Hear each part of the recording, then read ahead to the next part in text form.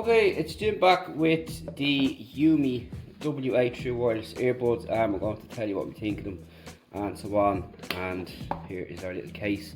And if you remember the W5S, check them out too. These are Amazon headphones true wireless, and they're pretty good for the money, and we're going to be talking about this today. So you got your basic case, you've got your 3 LEDs here up front, and the case is a bit awkward to open sometimes, but it's fine if you've nails. So you've got your LEDs up in front there, you have your right and left micro USB on the back. So when it comes to controlling the music on them, it's pretty simple and it's a simple process. You do have audio annotations inside, so it'll tell you when the volume is up and you'll get a click when the volume is down and so on. So the play and pause is a simple double tap on either side. So I want to put the phone there, as you can see, like so. For your volume,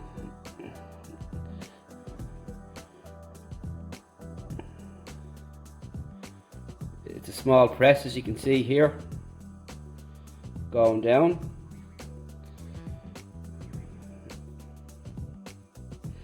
And for your volume up, again, it's a tap, like so, as you can see. To skip a track is double press.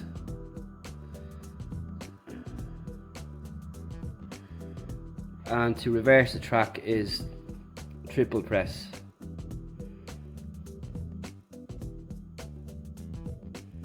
As you can see, they're all changing fine, and you have your long press to access your voice assistant.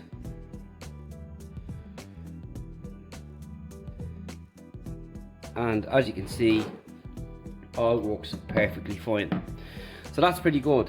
So you've got your LEDs on there, you've got the light bill. They do feel a bit on the cheap side, but they fit well, good isolation, good balance across the board, and pretty much really good sound overall. They are very light, you'll forget they're there. They've no auto play and pause, as I said, but that's not really a problem. They do have the option though of charging individually, which I really like, and that will be a feature for a lot of people too, as they like to have that option. So this is what they look like here. Are they worth 50-60 quid? I'd say yeah.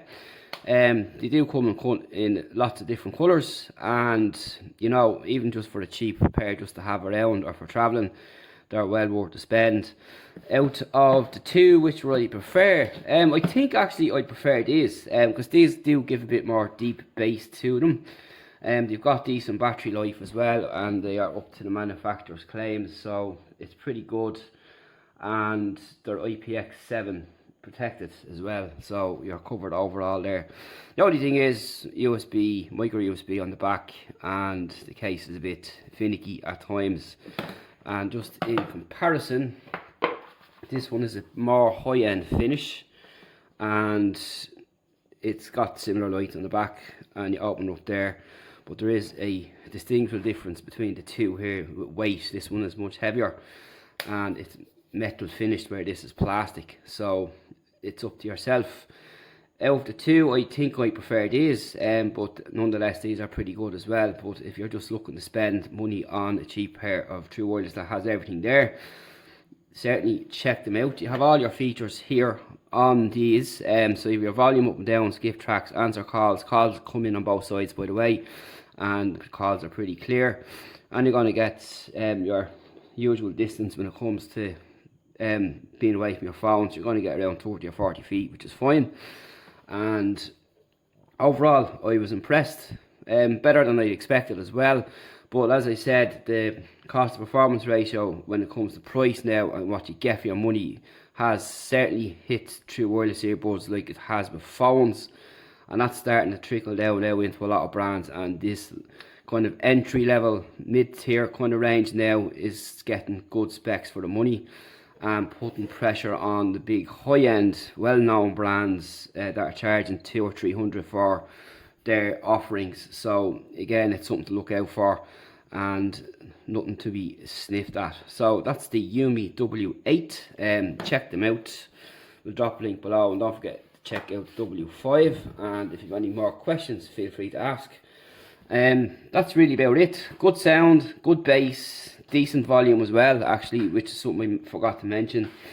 The only caveats: no autoplay and pause, and USB, micro USB charging. Everything else is there apart from that. You've got good highs, mids and lows. You've got very little lag latency on Android, but on iOS it was fine. And for all kinds of music, films, Netflix and the likes, what I usually do, always pretty good there, pretty loud, pretty well balanced, and nothing muffled or overlapping when it comes to the sound. So that's about it for now.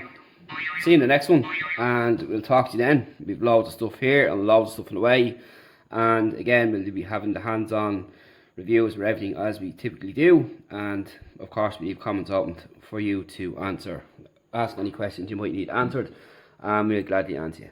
See you in the next one.